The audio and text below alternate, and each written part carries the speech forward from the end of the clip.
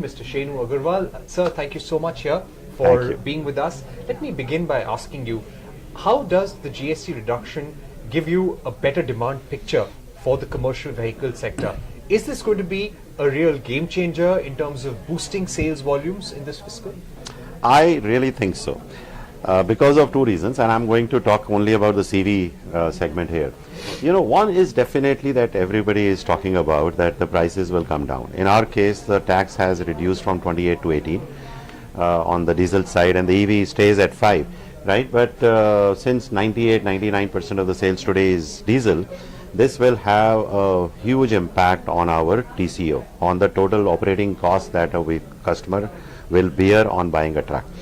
That itself changes the dynamics quite a lot. But I would say that this is still not the biggest thing. I think the biggest thing is that this GST is not sector specific. It is touching everyone in the country, every sector, every consumer in the country. And therefore, the overall demand or the overall consumption is going to go up significantly.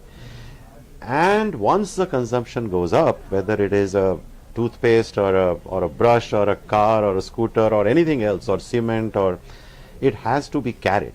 It has to be carried on a truck, and therefore the freight traffic is bound to increase. I think the biggest trigger for us is not the cut in the price, but this freight traffic which will increase, which will directly impact the industry in terms of needing more trucks and more buses to be able to carry these goods and passengers. Right. Now, could you give us your growth outlook in terms of the growth that you were looking at in FY26 in commercial vehicles for Ashok Leyland before the GST cut and after the GST cut? Listen, it's very difficult to quantify this right now, but if you would ask me this question maybe end of October, I can give you a very straight answer. But I would say that initially at the start of the year, the industry was expecting about, let us say, 3% growth in the trucks and maybe 4 or 5% growth in the trucks, but I would definitely say it would be a much higher number now. Okay. Also to ask you about deploying capex, does this increase your ability to deploy capex? Definitely. I mean, already in a way we were getting ready in many ways, whether it is working on our alternate powertrain technologies. We have spent a lot of capex in the last few years on that. I think our next step is basically now looking at localizing the supply chain of the electric vehicles.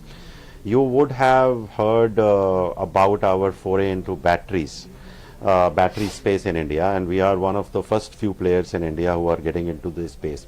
And the reason we are getting into this space is that 40 to 50% of the cost of an electric truck or a bus comes from the battery.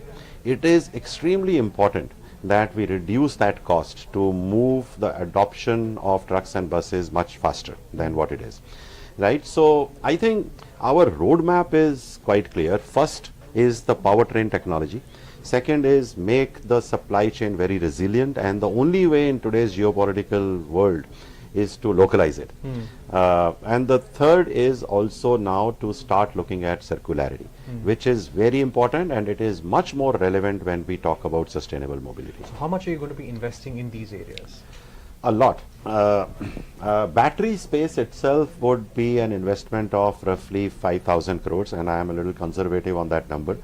Because I say conservative because it really depends on the demand of electric vehicles that will come.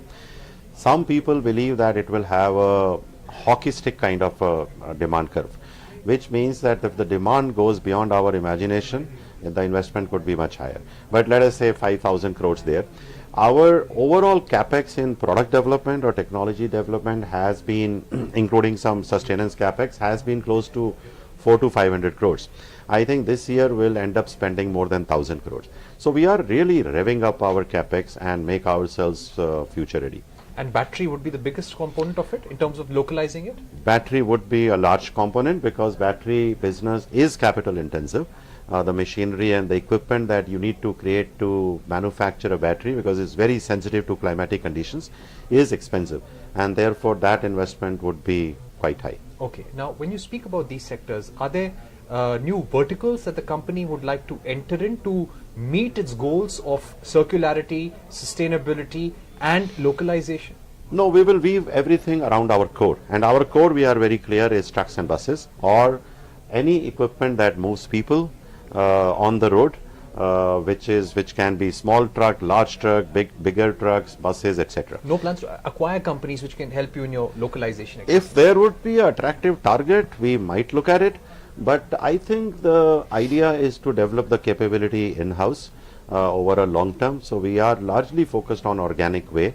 Of course, we will like to have lots of partners who can provide us technology or capability or other support that is required. Because, for example, battery, we are very new to the battery. The country is very new to the battery, right? We definitely need a partner, and therefore we went to this company to say, hey, how can you help us build this whole battery ecosystem? Right. Now, speaking about future product launches, could you give us a sense of what's in the pipeline for FY26 and beyond that, in a 18 to 24 month horizon? What can the customer expect? So, see, we are in a situation right now, companies like us, where we know that diesel is going to continue for many years, right? EV is going to see a lot of adoption, maybe in future LNG, maybe in future hydrogen as well. But diesel still has maybe a 15 to 20 year runway ahead of it. So our thing is that we want to not lose focus on diesel as such, but we want to double down on rest of the technologies also. So it is a challenge in a way, because we have to really invest a lot in multiple streams of technology, right? So when you talk about launches in the future, you will see launches on both the sides, right? It's not that we are only going to launch EV products or hydrogen products, but we are also going to launch some diesel products which are much more efficient, which have much better technology, etc.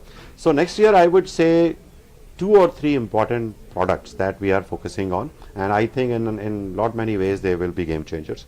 The first will be the high horsepower, high torque, heavy duty products.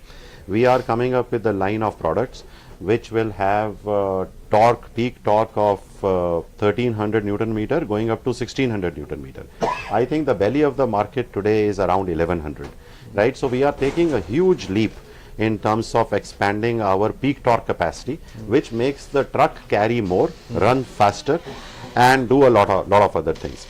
On the EV side also, you will see, of course, a lot of launches that we are working on, both on the truck and the bus side. Okay. What kind of EV volumes are you working towards in your entire portfolio? How much of your EV sales would be from EVs in FY26? And by 2030, what could the target be?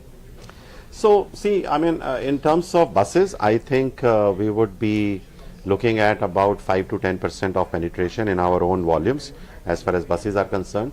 I think on the LCV side, it is still small. It is kind of 2 to 3%, but we think within next 24 months it could hit about 8 to 10%, because that is one space which is catching up very fast. Medium and heavy duty will take some time, right? So right now we are selling like a very small number. Everyone is selling very small number. But I think with these kind of programs that are coming up, the government programs, the PME drive scheme, etc., focusing on trucks also, I think within the next 1 or 2 years we will start seeing a lot of transition happening. Right. And finally, any asks from the government? The GST has been done and dusted. Any focus on next generation reforms, or what the government can do to give companies like yours a push that can unleash animal spirits, so to say? Listen, I think government has already done a lot, right? And things are improving every day. So it would be very unfair for me to say do this, do that, and this is what is required. I think what is important is a very open dialogue that is happening between the industry and the government. I think that is the crux. I think today's government is willing to listen to the industry, willing to sit together, discuss ideas very openly and very transparently, and coming up with solutions that are practical but that are also ambitious. I think that environment that we have created, I mean, SIAM has a big role to play that, but I will give most of the credit to the government and the government's attitude, right? And that is the biggest thing. I think if that attitude remains, that openness remains, I think we can do a lot together. One thing that I would say that government and industry both have to focus a little bit more is, still I think the Indian industry is looking at India as a market. Yeah. Right? I think that mindset has to change. Whether it is from the government side or from the industry side, I think we need to create those levers, those platforms where this whole mind shift changes, that Indian manufacturers should start looking at world as their market, not just India.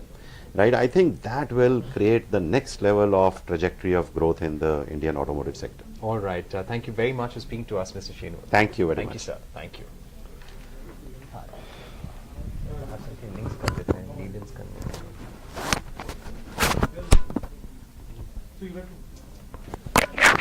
Okay. Sister channel has Here only. Here only. Oh.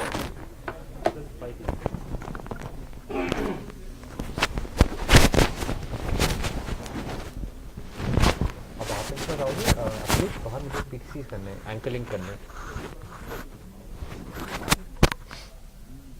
आप आओगे मेरे साथ या पहले इनका कराओ क्या? हाँ, बस 5 बजे चलने हैं।